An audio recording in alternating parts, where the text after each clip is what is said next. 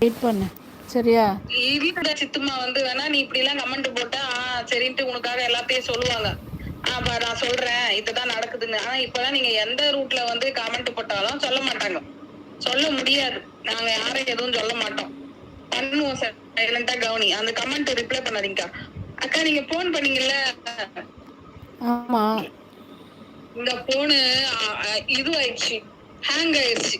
ஐயோ அழுத்துறேன் வரவே இல்லை. இது கூட ஒரே போராட்டமா இருக்குதுக்கா எனக்கு. அப்புறம் நான் இன்னும் திரும்பி நீங்க கட் பண்ண உடனே தான் இது ஆன் ஆச்சு. உடனே கூப்பிட்டு நீங்க கட் பண்ணிட்டீங்க. சொல்லுங்கக்கா. சரி இப்ப இரு. என்ன சொல்லணும் சொல்லுக்கா. என்னக்கா நடக்குதுங்க?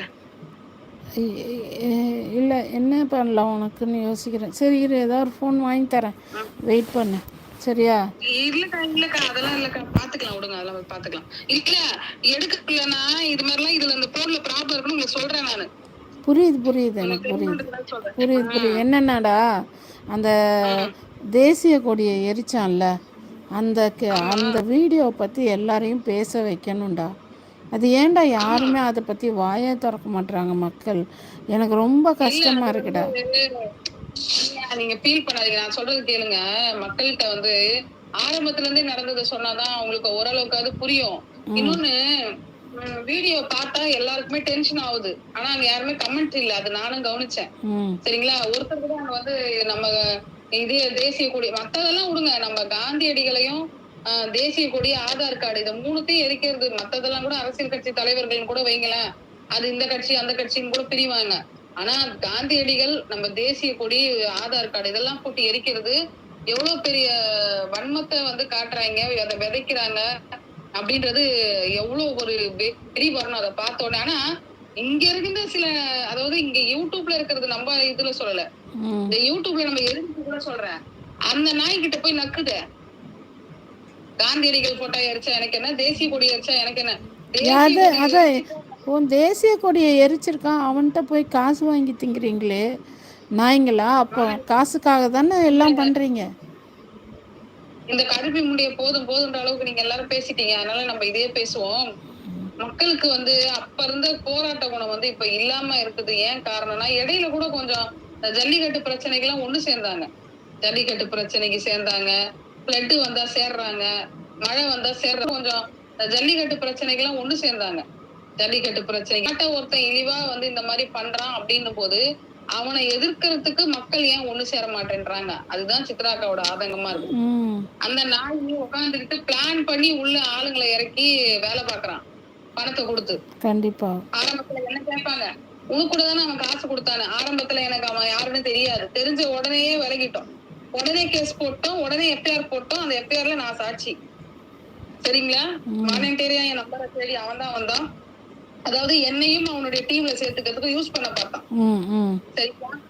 நான் வந்து உஷாராயிட்டேன், இவன் வந்து வேற மாதிரி இருக்குது, இவனோட நடவடிக்கைகள், இவனுடைய எண்ணங்கள்லாம் இங்க வேற மாதிரி இருக்குது, அப்ப இவனோட நம்ம பயணிக்கிறது ஆபத்துன்னு இதுலயே நான் புரிஞ்சுக்கிட்டேன்.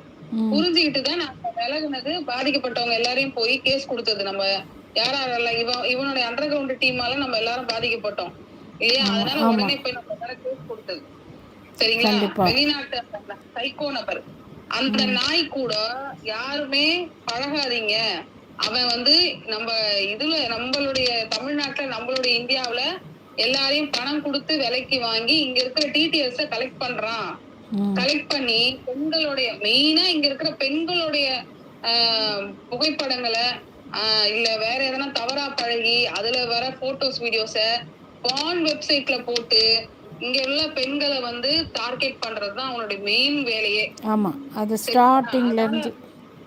அதனால நம்மளுடைய ட்ரஸ்டும் சரி, நம்மளும் சரி, நம்மள நீங்க யாரெல்லாம் சிக்கா சூர்யாவை எதிர்த்து வந்தீங்களோ, ஜஸ்ட் மதுரைக்கு ஒரே ஒரு நாள் வந்தாங்க, அந்த பெண்களை கூட விடல, பான் வெப்சைட்ல போட்டு ஏத்திட்டானுங்க. எத்தனை இடத்துல கேஸ் கொடுத்திருக்கோம் தெரியுமா? நானும் சித்ராக்காவும் இன்னும் சில நபர்கள் இருக்கிறாங்க, அவங்க பேர் வேண்டாம், அவங்க எல்லாம் இப்ப மீடியால இல்ல, ஆனா கேஸ் மட்டும் நடக்குது. இன்னும் 2-3 நபர்கள் வந்து கேஸ் கொடுத்திருக்காங்க, எஃப்ஐஆர் போயிட்டு இருக்கு. எத்தனை இடத்துல கேஸ், எத்தனை இடத்துல எஃப்ஐஆர், எத்தனை இடத்துல வந்து சட்டத்தோட வழியில எதிர்த்து போராடிட்டு இருக்கோம் தெரியுமா? எல்லா இடத்துலயும் இவங்க பண்ற ஒரே அநீதி, பெண்களோட பழகி அவங்களோட புகைப்படங்கள் எடுத்து பான் வெப்சைட்ல போடுறது. அதுவும் இல்லாம இந்த புரோக்கர் மேல யார் போய் கை வச்சாலும் அவங்களுடைய நெட்வொர்க் பாதிக்கப்படும் சொல்லி உடனே அவங்கள வந்து எதிர்த்து ஆபாசமா பேசி அவங்கள மன உளைச்சல் ஆக்கி ஐயோன்னு எல்லாரும் ஓடி அண்டர் கிரவுண்ட் டீம் நடக்குது இன்னைக்கு மதியானம் அதான் லைவ்ல பேசினேன். அண்டர் கிரவுண்ட் வேலை நடக்குது. ஆமா இப்போ நம்ம பேர் சொல்ல வேணாம், நம்ம சகோதரி ஒருத்தவங்க நம்ம இவங்க நீங்க மியூட் போடுங்க, நான் பேர் மட்டும் உங்களுக்கு மட்டும் சொல்றேன், மத்தவங்களுக்கு தெரிய வேணாம்.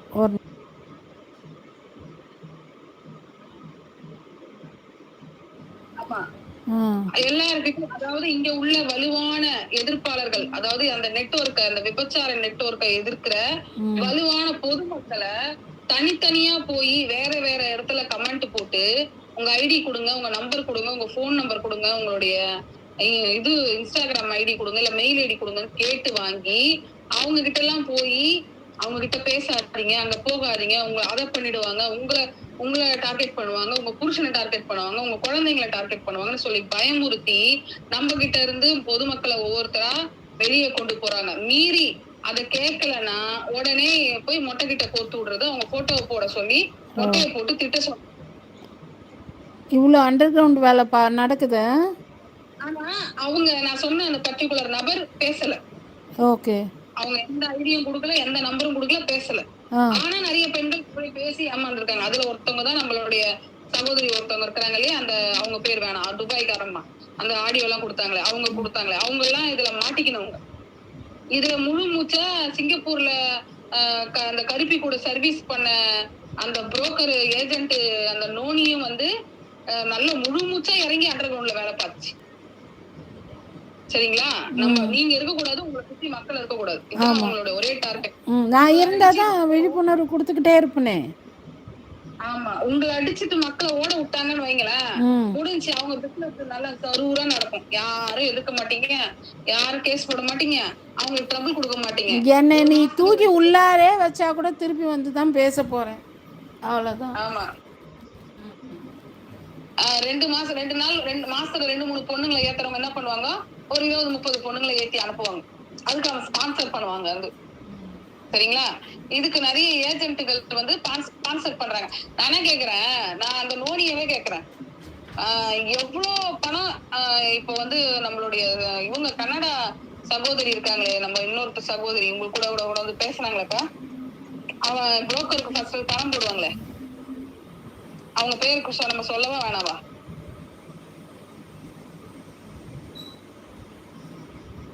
ஹலோ,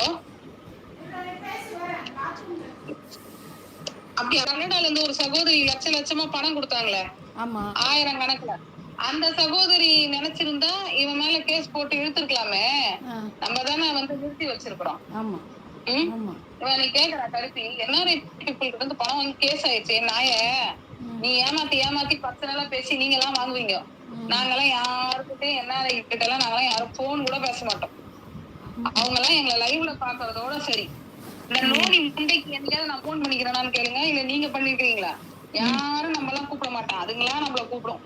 அது அந்த நோனியா வந்து கூப்பிடும், கூப்பிட்டு இதை வந்து சீஸ் இது வந்து நீங்க வச்சுக்கோங்க சீஸ், இது நீங்க அவங்க கொடுத்துருங்க சீஸ், இது இந்த நான் ரெக்கார்டு இருக்கு, அதை தான் இன்னைக்கு போடுறதுக்காக எடுத்தேன். அதுக்குள்ள கொஞ்சம் வேலை, அந்த அம்மாவே சொல்லியிருக்குது, நான் எங்கேயாவது பணம் வாங்க, நீங்கள் எங்கேயுமே என்னை கேட்டது நானாக தான் உங்களுக்கு கொடுத்துருக்கேன்னு சொல்லியிருக்கேன். அந்த ரெக்கார்டு என்கிட்ட இருக்குது, நான் காலையில் போடுவேன். அது வாட்ஸ்அப்ல வந்து சொல்லிச்சுக்கா, லைவ்லயும் சொல்லிச்சு, வாட்ஸ்அப்லயும் சொல்லிச்சு, நீங்க கேட்கல, நானா தான் விருப்பப்பட்டு கொடுக்குறேன், நீ விருப்பப்பட்டு கொடுத்துட்டு பின்னாடி எனக்கு அந்த ரெக்கார்டு அனுப்புடா. அந்த ரெக்கார்டு அது நம்ம பின்னாடி பேசிச்சு அதுவா? இல்ல உங்களுக்கு வாட்ஸ்அப்ல வந்து சொன்னுச்சுல்ல, அதை அனுப்புறேன். என்கிட்ட சொல்லுச்சு, நீங்க எல்லாம் கேட்கல, நானதான் கேட்கறேன், என் லைவ்லயே வந்து சொல்லுச்சு, நீங்க கேட்கல, நான் தான் கொடுக்குறேன் அப்படின்னு.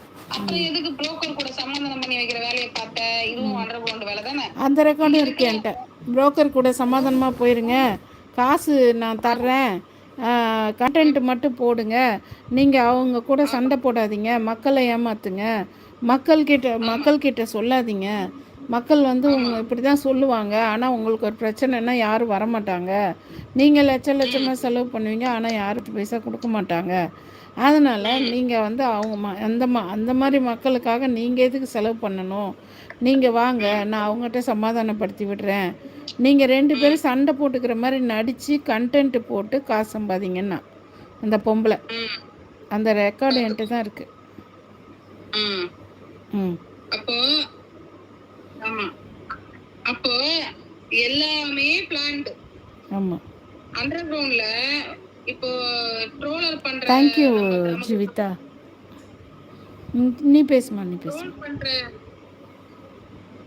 ட்ரோல் பண்ற கமெண்ட் இது ட்ரோல் பண்ணி நமக்கு சப்போர்ட் பண்ற மெயின் கமெண்டர்ஸ், அப்புறம் நமக்கு வாய்ஸ் கொடுக்கற மெயின் கமெண்டர்ஸ், நமக்கு வீடியோ பண்ணி தர மெயின் கமெண்டர்ஸ், இவங்களை எல்லாம் பர்டிகுலரா போய் மொட்டை கிட்ட கோத்து விட்டு அதுக்கப்புறம் வந்து இவங்க பர்சனலா அண்டர் கிரவுண்ட்ல போய் பேசி பேசி பேசி பேசி லோன் வாங்கி தரலன்னா உனக்கு சப்போர்ட் பண்ண மாட்டேன்னு சொல்லுது ஆலிஸ். மங்குனி அமைச்சரே சித்து, ஏய் உன்னை வாயிலே குத்த போற பாரு,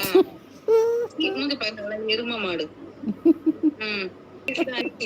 என்னால முடியல, நான் முடிஞ்சதான் முடியுதுன்னு சொல்றேன். என்னால சுத்தமா முடியல, எனக்கு ஸ்டாமினாவே இல்ல. நான் திங்கிறதுக்கு சத்தெல்லாம் போயிருச்சு. அதான் அதனால இந்த இது யாரெல்லாம் பில்லர்ஸோ, யாரெல்லாம் மெயின் கமெண்டர்ஸோ, யாரெல்லாம் வாய்ஸ் அவுட் கொடுப்பாங்க, யாரெல்லாம் ஃபீல்டுக்கு வருவாங்க, யாரெல்லாம் ஹெல்ப் பண்ணுவாங்க, யாரெல்லாம் அதாவது ஒரு சகோதரி உங்களுக்கு வெளிநாட்டுல இருந்து இந்த சட்ட உதவிக்காக பணம் கொடுத்துட்டாங்களாம், அவங்களுடைய போட்டோவை வேற மொட்டை கிட்ட கொடுத்து திட்ட வைக்கணுமா? எப்படி எப்படி எப்படி இதெல்லாம் உட்காந்து யோசிப்பாருங்க போல. குடியை கெடுக்கிறதுக்காண்டி நீங்களே வாயில வந்து பாலை ஊத்திட்டு அதுல கொஞ்சம் விஷத்தை ஊட்டிங்களா புஸ்து சாவுன்னு கேட்டா பால் ஊத்துறதுக்கு நன்றியோட இருக்கணுமா? என்ன பன்றியோட இருக்கணும்? ஏன்னா உங்க கூட போட்டு விட்டு உன் புள்ள உன் பேரன் உன் பொண்டாட்டி எல்லாரையும் திட்டினா நீ வாங்கிக்குவேடா மானம் கேட்டவனே சொல்றேன். நாளைக்கே வந்து நான் ₹100 சூப்பர் சாட் போட்டு உன்னையும் உன் புள்ளையும் கழுவி கழுவி ஊத்திட்டு வரேன். நீ எனக்கு நன்றி சகோதரி. கூடாலும் வாங்கிக்கும். டெய்லி ஒரு ₹100 கொடுத்தோம்னா வந்து பல்ல காட்டிட்டு போகும். பரதேசி ஒருத்தவங்க அப்படிதான்டா லைவ்ல யாரும் ₹400 போட்டு திட்டுறாங்க அசிங்கமா, பொறுக்கிக்கு வந்தா தூக்கி போடுறேன் அப்படின்ட்டு திருப்பியும் போட்டு குமார் எக்ஸ்ப்ளோரர் நேம்ல வந்து போட்டாங்க. குமார் எக்ஸ்ப்ளோரர்ன்ற பேர்ல வந்து இந்தா 500 ஓவா பொறுக்கிக்கும். ஆமா அவன் சொல்றான், என்ன நீ திட்டினா அன்னைக்குன்னா அப்போது உங்களுக்குதான் ₹900 நஷ்டம் அப்படின்றான். சொல்லிட்டு அந்த நாட்டை வாங்கி ஆமா இது எனக்கு லாபம், நான் 2 கோட்டர் அடிப்பேன், ஒரு ₹1300 கொடுத்து ஒரு மீன் வாங்கி தின்னால